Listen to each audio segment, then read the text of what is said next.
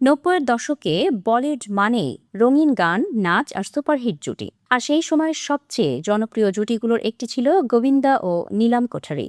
পর্দায় তাদের কেমিস্ট্রি এতটাই জনপ্রিয় ছিল যে অনেকেই প্রশ্ন তুলেছিলেন, এই প্রেম কি শুধু সিনেমার পর্দায় সীমাবদ্ধ ছিল, নাকি বাস্তবেও ছিল এক গোপন আকর্ষণ? দীর্ঘ ৩০ বছর পর সেই প্রশ্নের উত্তর দিলেন নিজেই গোবিন্দা। ৮০-এর দশকের শেষ এবং ৯০-এর দশকের শুরুতে গোবিন্দা ও নীলম একসঙ্গে একের পর এক সুপারহিট সিনেমার উপহার দেন।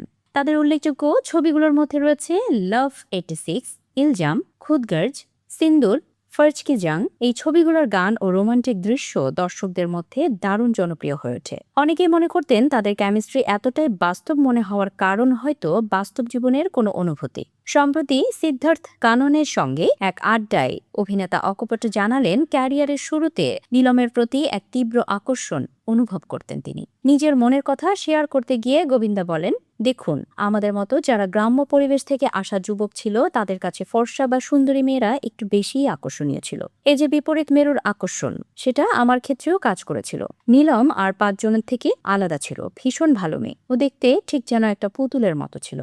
গোবিন্দর কথায় নীলম ছিল অন্য সবার থেকে আলাদা। তিনি বলেন, নীলম দেখতে ঠিক যেন একটা পুতুলের মতো ছিল। গোবিন্দা আরও বলেন, আজকের দিনের মতো তখন এত প্রকাশ্যে প্রেম বা অ্যাফেয়ার হতো না। তখনকার প্রেম ছিল অনেকটাই নির্ভেজাল। তিনি হাসতে হাসতে বলেন, তখনকার রোমান্স মানে ছিল একজন আরেকজনের দিকে তাকিয়ে থাকা আর মাঝে মাঝে একটু ঝগড়া, কিন্তু সেই ভালো লাগা থেকেই তারা একসঙ্গে অসাধারণ কাজ করতে পেরেছিলেন।